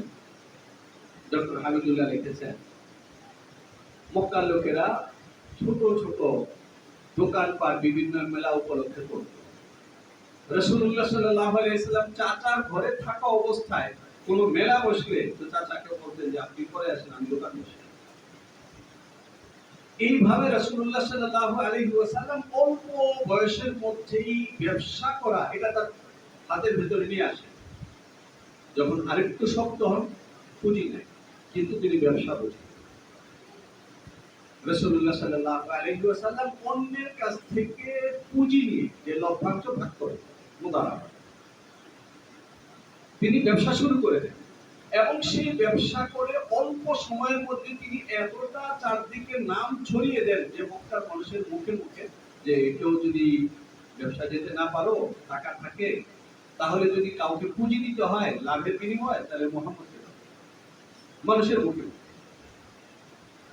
রাসূলুল্লাহ সাল্লাল্লাহু আলাইহি ওয়াসাল্লাম যখন এই ব্যবসা করে হাতে টাকা পয়সা আসা শুরু হয়েছে, তখন তার বয়স 25 হয়নি। 25-এর আগের ঘটনা, 25-এ তো বিয়ে। তখন তিনি তার চাচা আব্বাসের কাছে যাচ্ছেন এবং আব্বাসকে বলছেন যে তোমার কি কিছু বুদ্ধিশুদ্ধি আছে? যে কেন মক্কার এত বড় ব্যবসায় আমার প্রতি নেই কেন? যে তুমি একজন ধনী, তোমার ঘরে টাকা পোটলা করে থাকে, আর তোমারই ভাই আবু তালেব, তার এতগুলো বাচ্চা কাচ্চা, ক্ষুদ্র একটা ব্যবসা, তার বাচ্চারা পেট ভরে খেতে পায় না, তো তুমি সেদিকে একটু নজর দাও না? এটা কিরকম বুদ্ধিশুদ্ধির ব্যাপার? তো মোহাম্মদ ভালো কথা বলেছে, কি করতে পারি? যে চলো তুমি আর আমি যাই, গিয়ে সেই সংসার থেকে যদি দুইজনকে আমরা আমাদের দায়িত্বে নিয়ে দিই, তাহলে চাচার বোঝাটা একটু হালকা হবে। চলো যাই। প্রস্তাব করার পরে আবু তালেব বলেছেন যে আকিলকে আমার কাছে রেখে তোমরা যাকে খুশি নিয়ে যেতে পারো। রাসূলুল্লাহ সাল্লাল্লাহু আলাইহি ওয়াসাল্লাম আলীর হাত ধরে বলেন তুমি আমার সঙ্গে। আব্বাস জাফরের হাত ধরে বললেন যে তুমি আমার সঙ্গে। রাসূলুল্লাহ সাল্লাল্লাহু আলাইহি ওয়াসাল্লাম প্রথম দিন থেকে তার ওফাত পর্যন্ত আইডল। পৃথিবীতে আমরা সন্তান তৈরি করছি, আমাদের সন্তানরা বেড়ে উঠছে, তাদের বেড়ে ওঠার প্রেরণাটা কি হবে, তাদের জীবন চরিত্রটা কি হবে, এবং জীবন সম্পর্কে তাদের ভাবনাটা কি হবে, সামান্য একটু দাঁড়িয়ে যদি কেউ মুহাম্মদুর রাসূলুল্লাহ সাল্লাল্লাহু আলাইহি ওয়াসাল্লামের দিকে তাকায়, তাহলে সে তার পথের পাথর পেয়ে যাবে। যে আমার বয়স যদি 20 বছর হয়, তাহলে আমি যে সংসারে আছি সেই সংসারের দায় দায়িত্ব সম্পর্কে আমাকে বুঝতে হবে, ভাবতে হবে, অংশীদার হতে হবে, দায় নিতে হবে, বোঝা নিতে হবে। এটা মুহাম্মদুর রাসূলুল্লাহ সাল্লাল্লাহু আলাইহি ওয়াসাল্লাম। তার বয়স যখন 25 বছর, তখন মক্কায় তার নাম এমন ভাবে ছড়িয়েছে যে মক্কার সবচাইতে বেশি পুঁজির অধিকারী, পুঁজি কেউ বলতে পারে হযরত খাদিজা রাদিয়াল্লাহু তাআলা আনহা, তিনি মানুষের মুখে শুনতে শুনতে রাসূলুল্লাহ সাল্লাল্লাহু আলাইহি ওয়াসাল্লামকে খবর পাঠালেন যে আপনার সঙ্গে দেখা করতে চাই। আল্লাহ রাসূল গেলেন, কথাবার্তা হলো, ব্যবসার দায়িত্ব নিলেন, পেয়ে গেলেন। তা আমরা কিন্তু এই জায়গাটা এসে শুধু এই অংশটা বলবো না, তো বিষয়টা কি এমন যে একজন ব্যক্তি 25 বছর বয়সে উত্তীর্ণ হওয়ার পরে হঠাৎ তিনি ব্যবসায়ী চারদিকে নাম ছড়ায়? বরং রাসূলুল্লাহ সাল্লাল্লাহু আলাইহি ওয়াসাল্লাম মক্কা বিজয়ের বিশেষ করে পর থেকে পরের যে 2 বছর দুনিয়াতে ছিলেন, ওই সময়টাতে পৃথিবীর নানা দেশ থেকে যে নানা রকমের টিম এসেছে, যে দেশ থেকে এসেছে, দেখা গেছে যে রাসূলুল্লাহ সাল্লাল্লাহু আলাইহি ওয়াসাল্লাম নাম ধরে ধরে জিজ্ঞেস করেছেন যে তোমাদের গোত্রের অমুক না প্রধান ছিল, না সে আছে না মরে গেছে, কেমন আছে? তারা অবাক হতো যে আপনি কিভাবে চিনেন? যে আমি যখন ব্যবসা করেছি তখন তার সঙ্গে ইমানে দেখা হয়েছে, কার সম্পর্কে বলেছেন সিরিয়াতে দেখা হয়েছে, তার সঙ্গে আমার লেনদেন হয়েছিল। এটা একটা জায়গা। তরুণরা যারা আগামী দিনে পৃথিবীকে নেতৃত্ব দিতে চাও, নেতৃত্বের জন্য একটা গুরুত্বপূর্ণ জায়গা হলো এটা, যে নেতাকে অনেক চেহারা মুখস্থ রাখতে হয়, নেতাকে অনেক নাম মুখস্থ রাখতে হয়, নেতাকে অনেক ঘটনা মুখস্থ রাখতে হয়। এটা ছাড়া বস হওয়া যায়, নেতা হওয়া যায়। বস কখনো দুনিয়ার 1 ইঞ্চি জায়গার মধ্যে কোনো পরিবর্তন আনতে পারে না। পরিবর্তন আনবার জন্য নেতার প্রয়োজন। মুহাম্মদুর রাসূলুল্লাহ সাল্লাল্লাহু আলাইহি ওয়াসাল্লাম হলেন সেই নেতা, যাকে পৃথিবীর সকল মানুষ একসঙ্গে অনুসরণ করতে পারে, মুসলিমও পারে, অমুসলিমও পারে, এমন নেতা তিনি। আল্লাহ রাসূলের একটা ঘটনা আমরা খুব ব্যাপকভাবে জানি, শুনি, বলি, কিন্তু সেখানে একটা জায়গা অনেক সময় আমাদের চিন্তা থেকে একটু আড়ালে থেকে যায়। সেটা হলো আল্লাহ রাসূলের বয়স যখন 35 হলো, তখন কাবাগর পুনর্নির্মাণ হলো, হাজরে আসওয়াদ কে রাখবে, কালো পাথরটা, এটা নিয়ে লড়াই হলো। মুহাম্মদ সাল্লাল্লাহু আলাইহি ওয়াসাল্লামকে দেখবার পরে সবাই একসঙ্গে চিৎকার করে উঠল, হাদা মুহাম্মদ, হাদা আল আমিন, এত মুহাম্মদ, এত আল আমিন। সুতরাং তার বিচার করতে আমাদের কোনো অসুবিধা নেই। তো পুরো মক্কা 35 বছরের একজন যুবককে দেখবার পরে যে সবাই এক কণ্ঠে উচ্চারণ করলো যে তাকে সালিশ মানতে আমাদের কারো কোনো আপত্তি নাই। এই জায়গায় একজন যে কোনো সুস্থ মানুষ, যে দুনিয়াতে জীবন যাপন করেছে, তার পরিবার আছে, তার সমাজ আছে, তার বন্ধু মহল আছে, সে দুনিয়াটাকে দেখেছে, যাপন করেছে। এমন যে কাউকে যদি জিজ্ঞেস করা হয় তাহলে সে কি এটা বলতে পারবে যে এই 35 বছর বয়স যেদিন তার হলো, হঠাৎ করে তিনি তার এলাকার মধ্যে বিচারক হয়ে উঠলেন, এবং এমন বিচারক হয়ে উঠলেন যে একটু আগে যে কয়েকটা সম্প্রদায় রক্তের মধ্যে হাত রেখে শপথ নিয়েছে যে আমাদের গোত্রের শেষ জীবনটা থাকা পর্যন্ত লড়াই করে যাব হাজিরা আলসুয়াত স্থাপনের যে এই যে গৌরব, এই গৌরবকে আমরা ছাড়ব না। রক্তে হাত রেখে শপথ করা, চারদিকে যুদ্ধের দামামা যখন বাতাসকে কম্পিত করছে, ঠিক সেই সময়টাতে এসে একজন যুবককে দেখার পরে সবাই ঠান্ডা, মোহাম্মদ ঠিক আছে। তাহলে অর্থ কি এই না যে এই এলাকাটায় বিচার সালিশ করে মুহাম্মদুর রাসূলুল্লাহ সাল্লাল্লাহু আলাইহি ওয়াসাল্লাম নিজেকে তার 35 বছরে আসবার আগে এমন ভাবে প্রতিষ্ঠিত করেছেন যে তার সালিশ নিয়ে, তার বিচার নিয়ে এর আগে কখনো আওয়াজ ওঠেনি, সুতরাং আজকে উঠবে। এটা একটা জায়গা যে আমার বয়স যখন 35 তখন আমার পরিবারের লোকেরা আমাকে সালিশ মানে কিনা, আমার বয়স যখন 35 তখন আমার সমাজ আমাকে সালিশ মানে কিনা। যদি না মানে তাহলে বুঝতে হবে যে আমি আমার নবীকে আমার জীবনে মাখাতে পারি। আমার পরিবার কোন বিষয়ে তর্ক হচ্ছে, সেখানে আমি মত দিতে চাইলে মতটা পর্যন্ত শুনতে চাচ্ছে না, বলছে যে তুমি আলমের কথা বলে চুপ করো।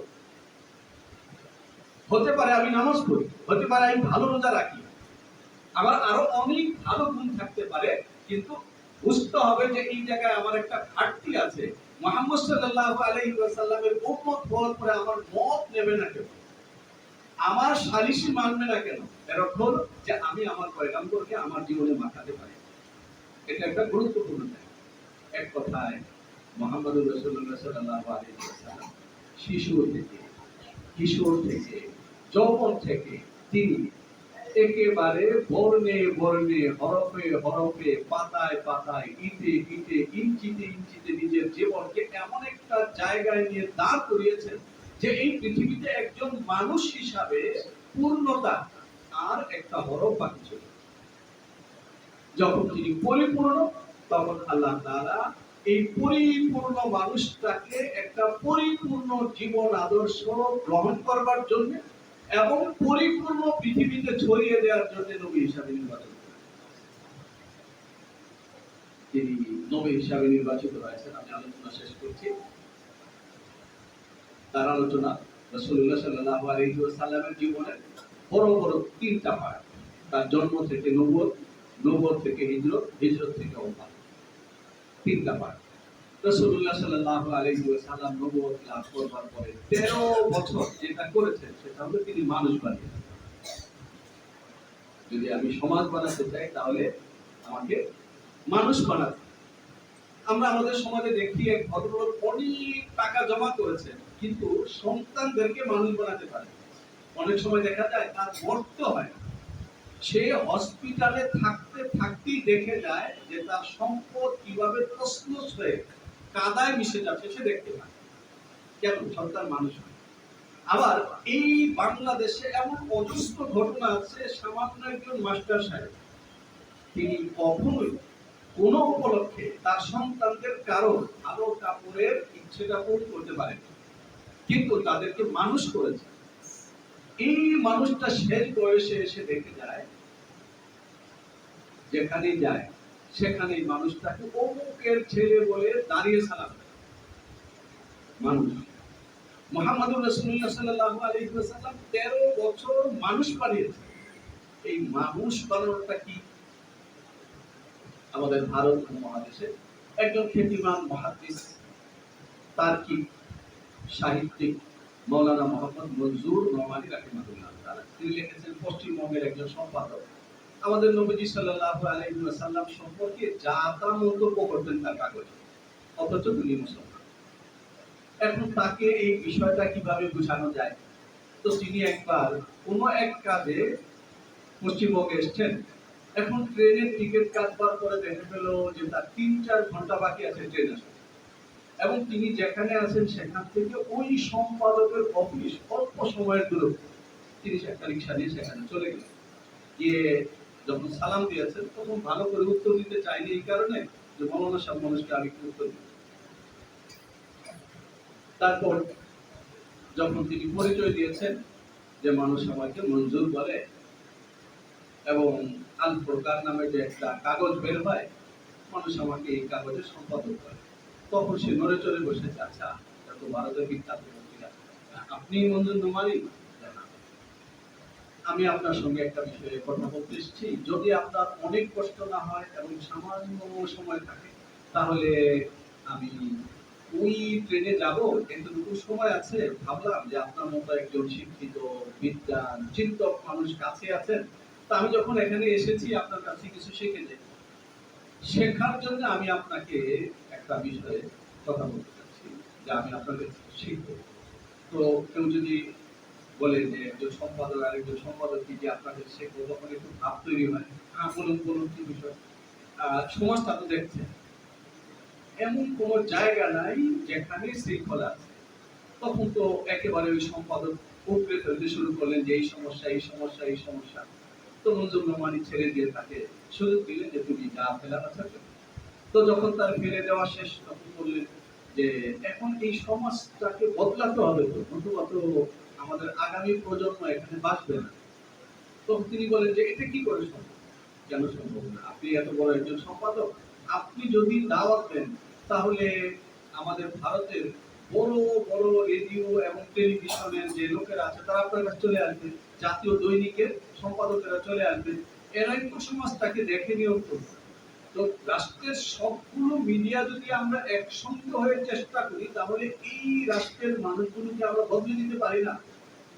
তখন ওই ভদ্রলোক খুব ভালো করে একজোট হেসেছে, হে হে হে হে হে। এবং শেষে বলেছে যে আমি প্রথম আপনাকে মৌলানা সাহেব দেখে মনে করেছিলেন বোকা টোকা হবেন, তো এখন শেষে তো এইটাই প্রমাণ করলেন আপনি তো বোকা হবেন। যে রাষ্ট্রের সবগুলো মিডিয়া একত্রিত হয়ে চেষ্টা করলে আপনি দুইজন মানুষকে মানুষ বানাতে পারবেন। তখন মঞ্জুর নোমানী সাহেব বলেন, ও আচ্ছা, সত্যি বলেছেন, আমি বলেছি তো আপনার কাছে শিখবার আছে। আচ্ছা, এবার আমি আরেকটা কথা আপনাকে বলতে চাচ্ছি, যদি আপনি আমাকে সুযোগ দেন বলবার। হ্যাঁ হ্যাঁ, বলুন বলুন। একজন মোকালক পেয়েছে, তার কাছ থেকে আরেকটু শুনুন। আরেকটা কথা হলো এই যে আমাদের নবী হযরত মুহাম্মদ সাল্লাল্লাহু আলাইহি ওয়াসাল্লাম তিনি একটা সমাজে আসলেন, যে সমাজের লোকেরা অতিথিকে আতিথেয়তা দেওয়ার জন্য ঘরে বসিয়ে তারপর সে তার ঘোড়াটা বর্ষাটা নিয়ে বের হয়ে যেত এবং ডাকাতি করে রেখে দিত, এমন না? একজন যুবতী মেয়ে গর্ভবতী হেঁটে যাচ্ছে, তার পেটটা উঁচু দেখে পাঁচজন তরুণ তর্ক করছে, বলতে পেটের ভিতর ছেলে আছে না মেয়ে আছে। সেই তর্কে শেষে প্রমাণ দেখাবার জন্য পেটটা চিরে বাচ্চাটা বের করে নিয়ে আসতেছে। এবং মদের অবস্থাটা আপনার খুব ভালো করে জানা আছে, এবং জীবন্ত সন্তানকে কবর দেওয়ার ঘটনা জানা আছে। হ্যাঁ হ্যাঁ হ্যাঁ, ভয়াবহ এক অবস্থা। তখন তিনি আরো কিছু ছাড়লেন যে এই ভয়াবহ অবস্থা ছিল, এই অবস্থা ছিল, সব মঞ্জুর নোমানী শোনার করে বললেন তিনি মাত্র 23 বছরে এই রকমের একটা বন্য জাতিকে কি এমন অবস্থায় নিয়ে আসেননি যে রাতের অন্ধকারে যারা আল্লাহর ভয়ে দুধের সঙ্গে পানি মিশায় না? হ্যাঁ হ্যাঁ, এটা করেছে। তিনি কি এমন একটা বড় বড় গোষ্ঠীকে এই জায়গায় নিয়ে আসেনি যার একমাত্র ব্যবসা হলো মদ, এবং সবটা পুঁজি খাটিয়ে মদ দিয়ে এসেছে, তার ব্যবসায়ী পুরো পুঁজি আসছে, পাহাড়ে উঠেছে নামবে, এমন সময় এক ব্যক্তি বলেছে মদ আল্লাহ রাসূল হারাম ঘোষণা করেছেন, তখন সে সেখানেই তার এই উটের ঘর থামিয়ে দিচ্ছে যে দাঁড়াও। মদিনায় ঘোড়া হাঁকিয়ে ছুটে আসছেন এবং এসে জিজ্ঞেস করছেন এটা কি আল্লাহ রাসূল বলেছেন? তখন আবার ফিরে যাচ্ছেন এবং বলছেন যে এই পাহাড়ের উপর থেকে সবগুলো মটকা ছেড়ে দাও, মদিনার দিকে একটা অটো যাবে। এটা কি হয়েছে? হ্যাঁ হয়েছে। তাহলে একজন মানুষ যদি তার 23 বছরের সাধনায় বিরাট এক বড় বড় জাতিকে এই রকমের মানবে রূপান্তরিত করতে পারেন, তাহলে ভারতের এতগুলো চ্যানেল, এতগুলো কাগজ, এতগুলো মিডিয়া, আমরা সবাই একসঙ্গে চেষ্টা করি না, 3 বছর করি, পারবো না? তখন সে আস্তে করে মাথা নুইয়ে দিয়ে বলছে যে আমি আপনাকে চিনতে পারছি। আমি এর আগে আমাদের নবীজি সম্পর্কে যা বলেছি তা ভুল ছিল। নবীজি সাল্লাল্লাহু আলাইহি ওয়াসাল্লাম মেরাজে গেছেন, তার মর্যাদা। আমাদের বিজ্ঞানী সমাজ এখনো পর্যন্ত আকাশ আবিষ্কার করতে পারেনি, কিন্তু মুসলিম শরীফের হাদিস বলছে যে আল্লাহ রাসূল কোন আকাশে কার সঙ্গে কথা বলেছেন। এটা আমাদের নবীজির মর্যাদা। কিন্তু যদি আমাদের নবীজির সবচেয়ে বড় মর্যাদাটা কি, এই জায়গাটা আমরা চিহ্নিত করতে যাই, তাহলে শক্তির সঙ্গে যে উচ্চারণটা করতে হবে সেটা হলো মানুষকে মানুষ বানানো। বর্ণ বর্বর একটা জাতিকে সোনার জাতিতে রূপান্তরিত করার যে মর্যাদা তিনি পৃথিবীকে দেখিয়ে গেছেন, এর চাইতে বড় মর্যাদা পৃথিবী আগে কখনো দেখেনি, আর কোনোদিন দেখেনি। তিনি আগে এই একটা জাতি গঠন করেছেন। উর্দু ভাষার একটা বিখ্যাত কবিতা আছে, পানি মে আগ লাগানা है मुश्किल, पानी में आग लगाना है मुश्किल, बहते हुए समंदर को फिराना है मुश्किल, मुश्किल नहीं कुछ इतना जितना बिगड़ी हुई कौम को सुधारना है मुश्किल। যে পানিতে তুমি আগুন জ্বালাবে সহজ না, চলমান একটা সমুদ্রের মুখ তুমি ফিরিয়ে দেবে সম্ভব না, কিন্তু সেটাও হয়তো কোনোদিন সম্ভব হতে পারে। তালেবানরা করে দেখিয়েছে, একটা চলমান নদীর মুখ ফিরিয়ে দিয়েছে, সেটাও কখনো সম্ভব হতে পারে। কিন্তু বিকৃত সভ্যতার একটা জাতিকে সভ্য করে নির্মাণ করা এটা সহজ না। এটা সবচেয়ে বড়। মুহাম্মদ সাল্লাল্লাহু আলাইহি ওয়াসাল্লাম প্রথমত নবুয়তের পরে মক্কার পার্টে তিনি এই কাজটা করেছেন, মানুষ নির্মাণ করেছেন। তারপরে এক ঝাঁক তৈরি মানুষ নিয়ে তিনি মদিনায় গিয়ে বসেছেন, মদিনায় প্রবেশ করছেন। মদিনার লোকেরা আল্লাহ রাসূলকে গ্রহণ করবার জন্য মদিনার উপকণ্ঠে এসে দল বেঁধে দাঁড়িয়ে আছেন।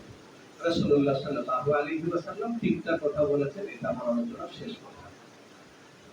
3টা যে এতদিন পর্যন্ত প্রতিদিন ভোরে এসে আল্লাহ রাসূলকে এখানে অভ্যর্থনা জানানোর জন্য যারা অপেক্ষা করে, এই অপেক্ষমান মদিনার এই বিশাল প্রেমিক দলকে আল্লাহ রাসূল মদিনায় ঢুকবার সময় 3 লাইনের একটা ভাষণ দিয়েছেন।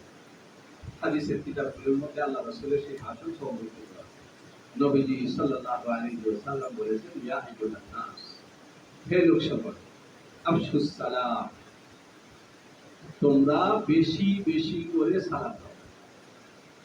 এর অর্থ হলো যে তোমরা তোমাদের মুখটাকে পাক বানিয়ে নাও, তোমার উচ্চারণে কখনো যেন অসুন্দর কিছু না থাকে। আফশুস সালাম, সালামের মূল শিক্ষা এটা, যে কারোর সঙ্গে আমি মুখোমুখি হওয়া মাত্র তাকে জানিয়ে দেব, আসসালামু আলাইকুম ওয়া রাহমাতুল্লাহি ওয়া বারাকাতুহু, সালাম, শান্তি, নিরাপত্তা। তুমি আমার সঙ্গে থাকলেও শান্তি পাবে, না থাকলেও শান্তি পাবে। সালাম আল্লাহ রাসূলের বিভিন্ন সময়ে সালাম শান্তি আল্লাহ রাসূল করে রেখেছেন। ওয়া আতইমুত তাআম, দ্বিতীয় কথা, মানুষকে খুব খাওয়াও।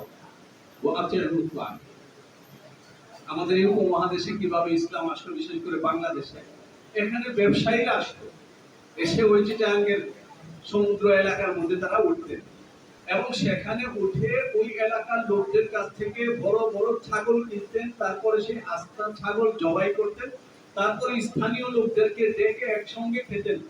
তো স্থানীয় লোকেরা যারা হিন্দু বিশেষ করে, তারা তো জানেন যে বাবাও ছেলের সঙ্গে খায় না। সন্তান যে গ্লাসে মুখ দিয়ে পানি পান করে, ওই গ্লাস দিয়ে মা পানি পান করে না। সেখানেই আরবরা এসে তাদের সঙ্গে টেনে ধরে বসিয়ে খাওয়ায়। তখন তারা অবাক হয়েছে, এরা তো আশ্চর্য মানুষ। আবার আমাদের কাছ থেকে ছাগল কিনে নিয়ে আমাদেরকে পেট ভরে খাইয়ে দিচ্ছে।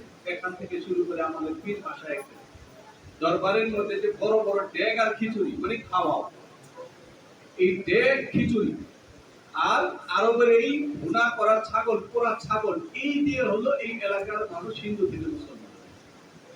রাসূলুল্লাহ সাল্লাল্লাহু আলাইহি ওয়াসাল্লাম বলেছেন, আফশুস সালাম ওয়া আতইমুত তাআম, খাওয়াও, সাল্লু ওয়ান নাসু নিয়াম। সব মানুষ যখন ঘুমে হারিয়ে যায় তখন তুমি উঠো এবং মানুষের সমাজের সঙ্গে তখন ঠিক যেভাবে তুমি মিশতে, তোমার বাঁধন চারদিকে ঠিক শেকড়ের মতো যেভাবে ছড়িয়ে পড়েছিল, এই সব শেকড়ে যদি রস সংগ্রহ করতে হয় তাহলে গভীর রাত্রে হাত পাতো, চিন্তা করো আসমানের মালিকের সঙ্গে। তাহলে আসমানের মালিকের সঙ্গে যুক্ত থেকে তোমার যে প্রসারিত শেকড়, এই শেকড় দ্বারা তোমার সমাজ শক্তিমান। হযরত মুহাম্মদুর রাসূলুল্লাহ সাল্লাল্লাহু আলাইহি ওয়াসাল্লাম তার জীবন দিয়ে মানব জাতির সঙ্গে কিভাবে সুন্দর করে থাকতে হয়, পরিবার থেকে রাষ্ট্রকে কিভাবে নির্মাণ করতে হয় এবং এই সবটা ধরে রেখে কিভাবে আল্লাহর প্রিয় বান্দা হতে হয়, দুনিয়াতে সমৃদ্ধ সুশৃঙ্খল জীবন তার ভেতরে থেকে কিভাবে বেহেশতে রাজপ্রাসাদ তৈরি করতে হয়, এই সবটা মুহাম্মদুর রাসূলুল্লাহ সাল্লাল্লাহু আলাইহি ওয়াসাল্লাম একসঙ্গে শিখিয়েছেন।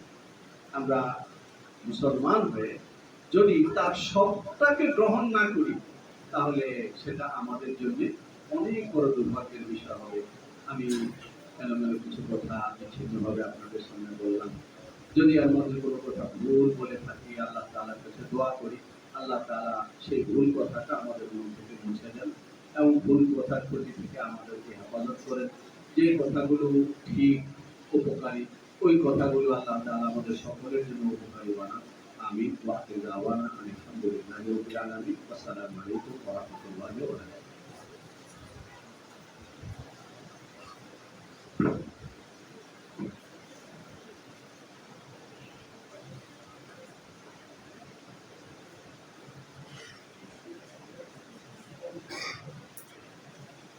আলহামদুলিল্লাহ, আমাদের মাদ্রাসার এবার সাময়িক পরীক্ষায় যারা প্রথম, দ্বিতীয়, তৃতীয় স্থান অধিকার করেছে তাদেরকে এখনই পুরস্কার দেওয়া হবে। নাম ঘোষণার সাথে সাথে সবাই পুরস্কার নিয়ে চলে যাবে।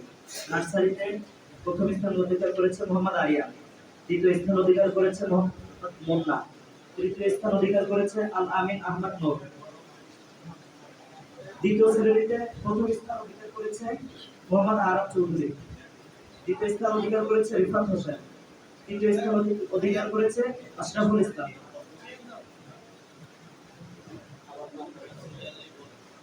নার্সারিতে প্রথম স্থান অধিকার করেছে মোহাম্মদ আরিয়ান, দ্বিতীয় স্থান অধিকার করেছে মোহাম্মদ মুন্না, তৃতীয় স্থান অধিকার করেছে আল আমিন আহমদ নূর।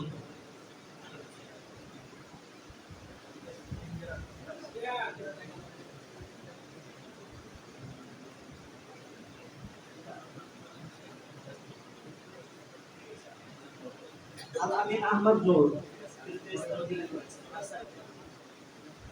দ্বিতীয় শ্রেণীতে প্রথম স্থান অধিকার করেছে মোহাম্মদ আরাফ চৌধুরী। আরাফ চৌধুরী প্রথম।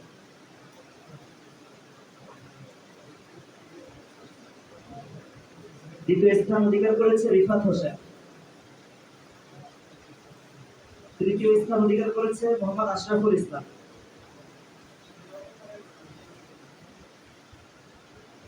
তৃতীয় শ্রেণীতে প্রথম স্থান অধিকার করেছে মোহাম্মদ মাহফুজ, দ্বিতীয় স্থান অধিকার করেছে মোহাম্মদ আবির হোসেন, তৃতীয় স্থান অধিকার করেছে মোহাম্মদ তামিম,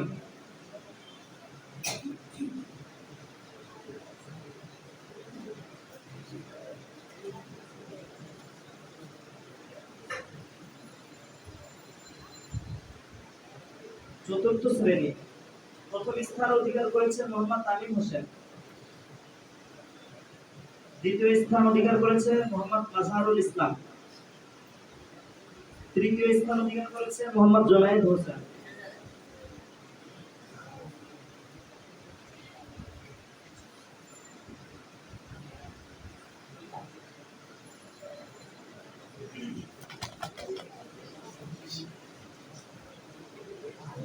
মাদানী নিসাবে প্রথম স্থান অধিকার করেছে মোহাম্মদ ইসরাফিল, দ্বিতীয় স্থান অধিকার করেছে সাজ্জাদুল ইসলাম, তৃতীয় স্থান অধিকার করেছে মোহাম্মদ মাকসুদুর রহমান।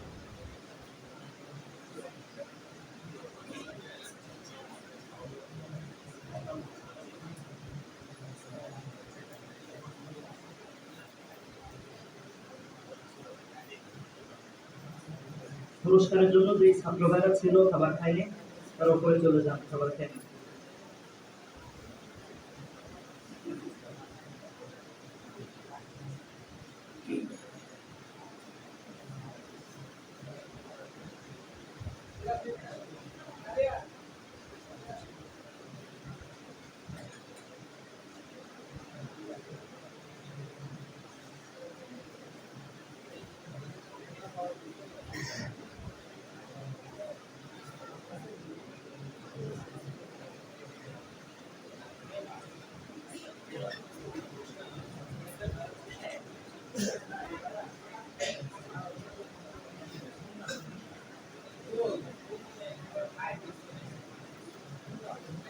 সম্মানিত উপস্থিতি, যিনি আমাদের মেহমান,